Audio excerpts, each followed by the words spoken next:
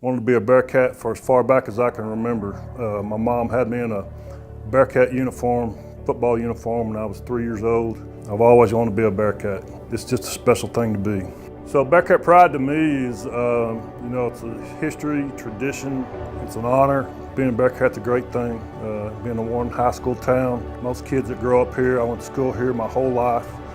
Crutchfield, Pioneer, Sherman High School. It's just a great thing to do, be a part of. I think the community is really tight here, especially the school community and everybody that surrounds it. They're very supportive of all the kids, all the schools. We have a great community. I had a lot of good teachers. All my grade school teachers, I remember all of them well. Very caring, nurturing people. Had a lot of good coaches. I played athletics, I was in ag.